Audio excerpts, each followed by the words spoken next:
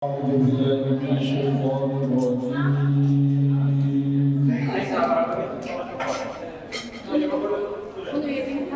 بسم الله الرحمن الرحيم.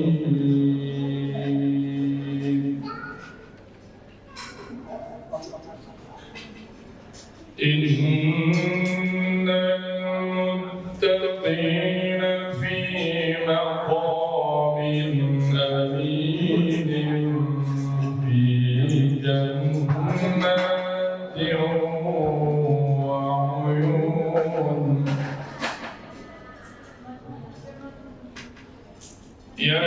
يلبسون من سندس واستبرق متقابلين كذلك وزوجناهم بحور عين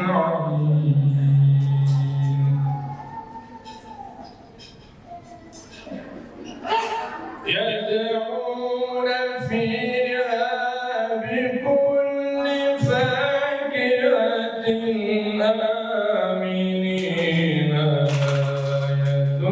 يذوقون فيها الموت إلا الموتة الأولى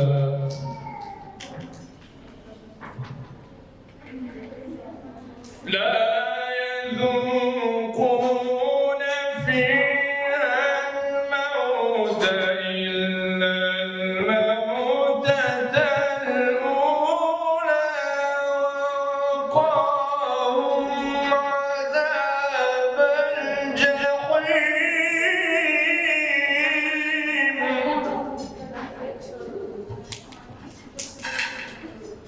فضلا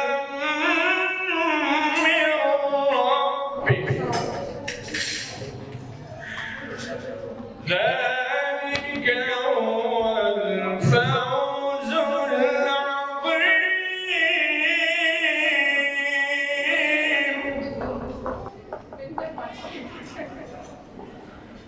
فإنما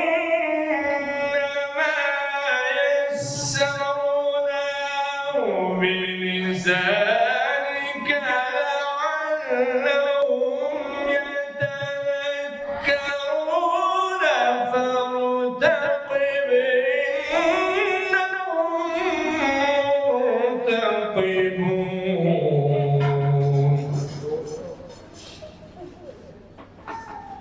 بسم الله الرحمن الرحيم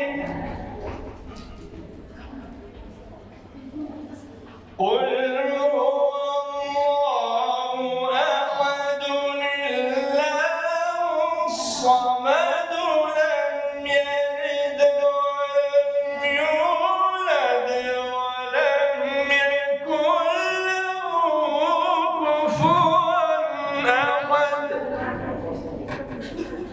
لم يلد ولم يولد ولم يكن له كفوا أحد صدق الله العظيم سبحان ربك رب العزة عما يصفون وسلام على المرسلين والحمد لله رب العالمين. Assalamualaikum warahmatullahi wabarakatuh. Hürmetli cemaat, hamdülillah, salavat ve şükran. Bugünkü bu program çıkıp bilimde söyleniyor. Rabbimiz Celle ve Ala hatırlayan olan huzurlu bir aile buluşkanı sunulay. Kadirli cemaat, kıskasal bir ayetine birlikte esnaf ediyoruz.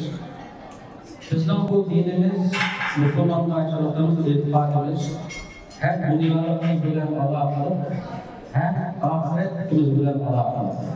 Biz dünyanın nerede yaşayacağız? Fakat bir doğru yol var.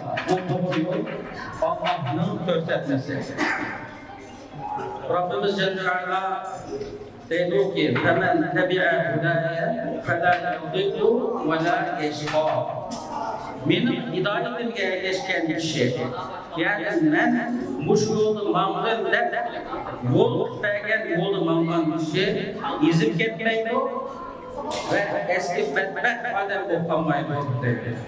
Yani ayette وَمَنْ أَعْرَضَ عَنْ ذِكْرِي فَإِنَّ لَهُ مَعِيشَةً ضَنْكًا. Kim benim zikrimden yani beni esnekten üzülürse o adam naiti iç sıkıldı var, kıyınçılık, rahatsızlık adeti yaşaydı. Bu dünyada bunun muhabbeti tüymesinden Allah'ın huzuru baba vaktidini ve nekşuruhu yevmel kıyameti a'ma. Karbu halette haşir kılınır. Karbu halette haşir kılınır. Gözü görmeydiğin haletlerde şöyle görüyordu. Bu adam deydi ki ey Rabbim ben dünyada közem sakidi. Közem üretti. Nümüde bütün o közem görmeydiğin muhtalı dediğin vakitte Allah cevap verip sana ayetlerimiz gelgende, ayetlerimizi unutkan idim, dikkat kılmagan idim, pervaz lace olduğun idim, yani olmasa sen başka bir derselerine duyarlamayı bırakmagan idim, şunundaki mümkünde biz o senin mümkünümüz dedi. Hanımlar dikkat kılayım, Kur'an-ı Kerim hepsi Rabbimizin kelimatları diye muhatta vaktini biraz dikkat kılış gerek. Demek ki bizim bu dinimiz hem bu dünyada hem ikinci bir dünyada yani ölgenden ikinci dünyanın münasebetli olan bir din. Şunu biz bu şu hadetimizde dünyanın nerede yaşaydı, neyde İstanbul yaşaydı, neyde Avrupa'da yaşaydı, dünyanın nerede yaşaydı, Allah'ın bizge yol yorup bergen yol yorup yaşaş gerek. Şu yolda hıyanet kılması gerek.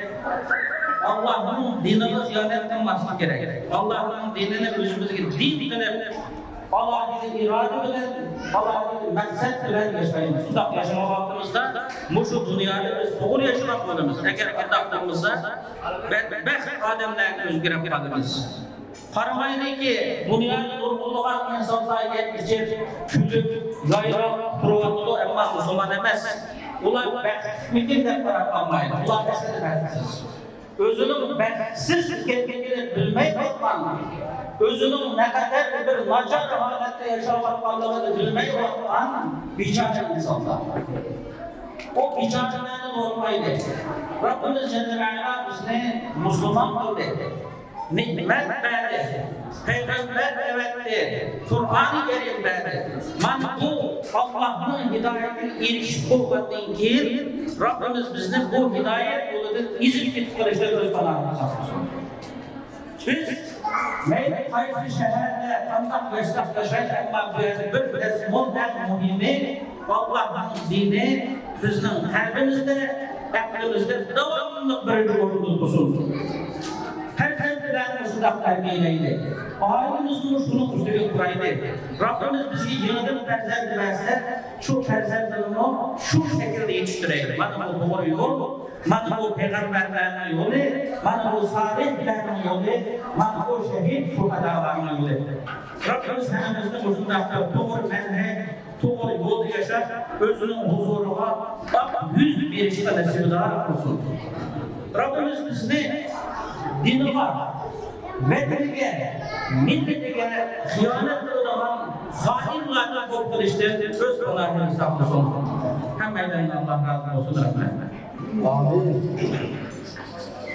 الحمد لله الذي جعل النكاح سنة للأنام وفاصلا بين الحلال والحرام والصلاة والسلام على رسولنا محمد الذي قال النكاح سنتي فمن رغب عن سنتي فليس مني بارك الله لهما وبارك عليكما وجمع بينكما في خير اللهم اجعل هذا العقد ميمونا مباركا واجعل بينهما ألفة ومحبة وقرارا ولا تجعل بينهما نكدة وفتنة وفرارا اللهم ألف بينهما كما ألفت بين آدم عليه السلام وحواء وكما ألفت بين محمد صلى الله عليه وسلم وخديجة الكبرى رضي الله تعالى عنها، وبين علي رضي الله تعالى عنه وفاطمة الزهراء رضي الله تعالى عنها.